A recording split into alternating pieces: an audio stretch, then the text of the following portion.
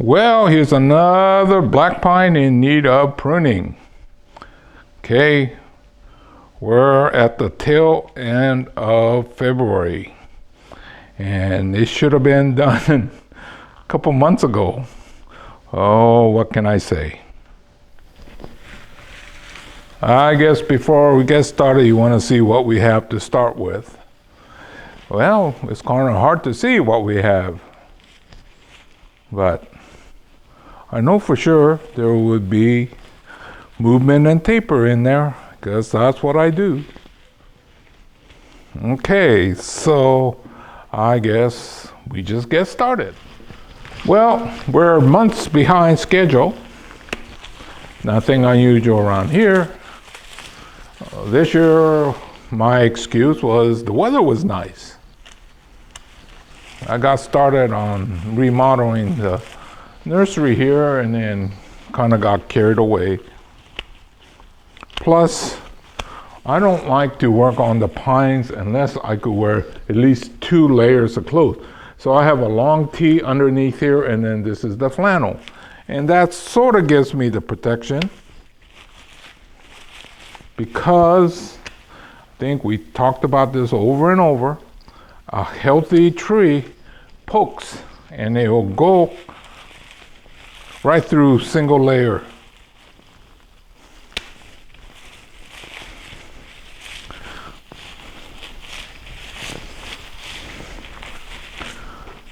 So basically, I'm getting these really tall ones, right?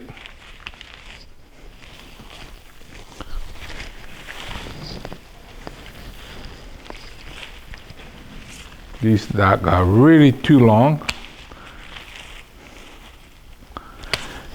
I'm looking for these small ones that's down below. That's where I'm cutting down to.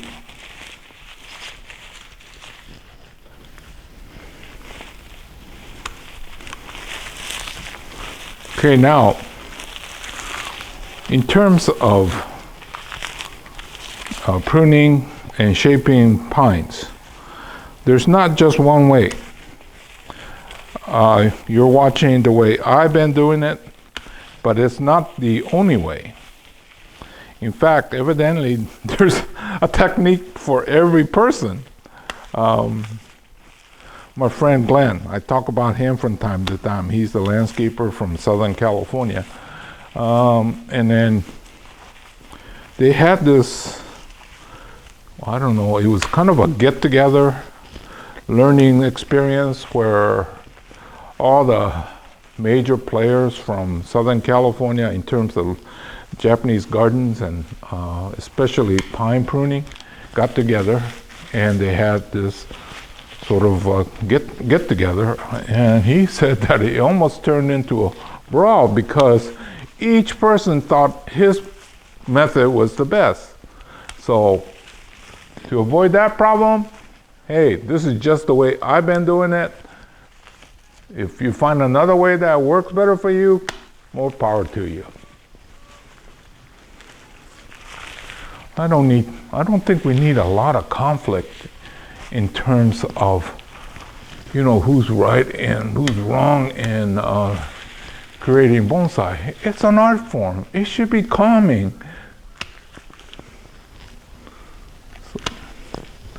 There's enough problems in this world with bonsai people and landscape people getting on each other's.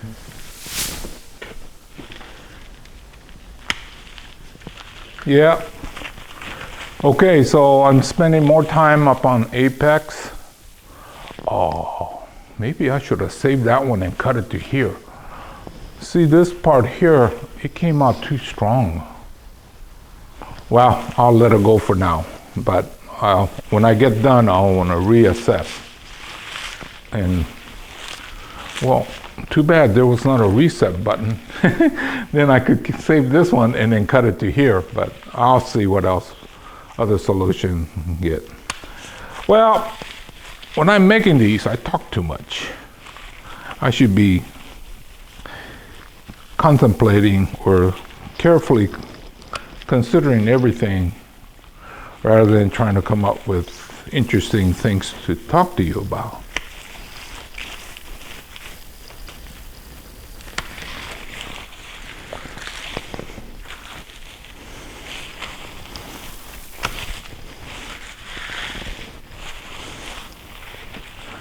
One time I had a conversation, and do you know what the difference between an amateur and a pro?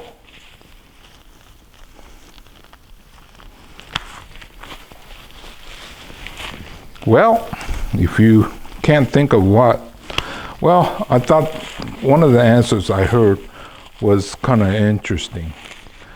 When you're a pro, you know how to correct the mistakes.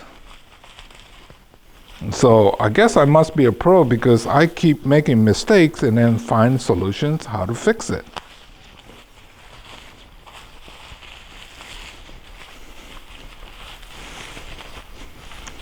And then you're saying, is that all there is to it? He says, yeah, but you have to make a lot of mistakes to be able to know how to correct it. And then by the time you do all that, you become a pro. Think about that.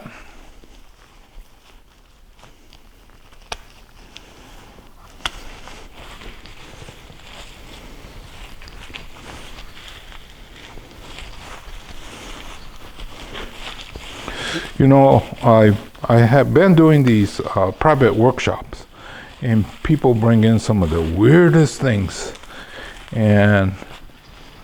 but I'm beginning to see that I could find solution to most anything. I must be getting better. Well, only been at it for what, almost 50 years now. But there's a lot of stuff that still needs to be learned. So, I got a lot of mess in here. Okay, so I still need to keep cutting these. You know, how many of you back out there have gone to bonsai demonstration? And, you know, they're up on the stage, and they start wiring the branches, right? Well, I've been to one where my friend Roy invited me, and they started the demo. Well, they wired, they kept talking, but not a whole lot of stuff, just wiring. And then so Roy and I went out to have lunch and came back, and they're still wiring. You know, that's one good thing about this video. I could edit. That's why I didn't want to shoot the part where I was just kind of getting in to get some cleaning, right? So that now we could start to see. And then what I've been doing, if you haven't noticed, sometimes I see it's starting to get long and I'm talking too much. Then I just make it go fast. Just like those car chases in the black and white movies, right?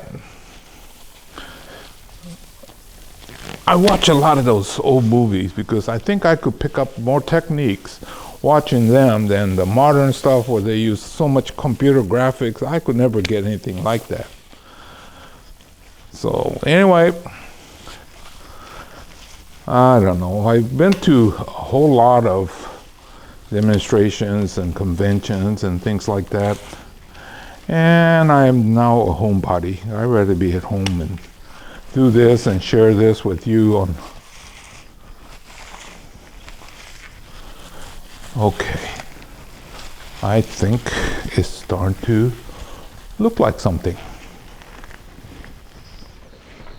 Okay, let's look at this apex again. Okay, now all this movement was doing really great. It was going up this way. And then you see this part here, it's so long and straight. I think what happened was one season I should have attended to this, but I did not. So it got long. Now, this one that I cut off, if I kept it there, I could have cut it like that and it would have been good. But I still see another one here or this one here. So I'm just going to cut this off. Get rid of that problem. We talk about this all the time. The pines and many other trees are top growers. So this area is going to be very vigorous so that I'll let these grow, and then somewhere probably next year, the year after, I'll pick the new apex. So That's what we mean by a pro. We make a mistake, but we know how to correct it. Okay, looking at this tree. It's got a really good root flare. A lot of those little branches stays, keep that area, keep fattening up. And then hopefully as we go up, we got lots of nice movement and taper. And once that apex get fixed, this is one great looking tree.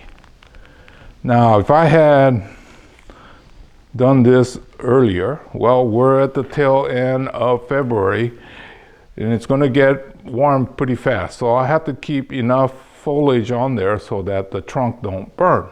But if I had done this, let's say 2-3 months ago, I could be pruning a little bit heavier. So I have to adjust for the conditions. Often conditions that I create because I didn't get to it.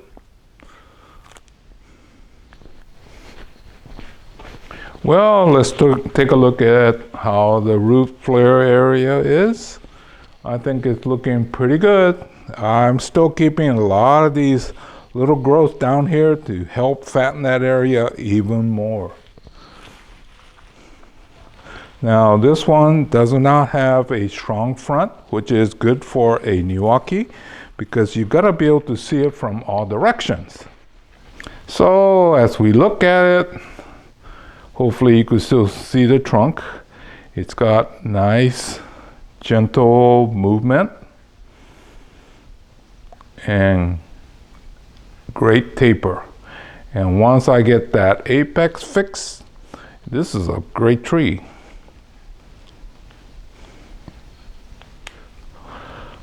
Well, this is the other side. Now, there are extra branches. Well, the gentleman that taught me, Mr. Yamashita, he was a landscaper and he knew his pines. Well, anyway, his theory was extra branches be cut off. But if you don't have a branch there, you got a problem. So I've always kept that in mind. Also, well, he was in Southern California, that's where I learned it. And they don't have to worry so much about the sun scorching. So combine what I learned from Mr. Yamashita and what I've learned here, I keep a lot of branches. But you can see that root flare is getting pretty big and it's going to continue to get big until we cut some more things off. Okay, so this concludes the pruning of a mid-sized Niwaki. I can't get the big one in here and it's hard to shoot the video in sunlight. So anyway, hopefully that you're getting the idea with these that I can bring into the studio. So anyway, this is Hiro saying goodbye. I'll see you again real soon in another chapter.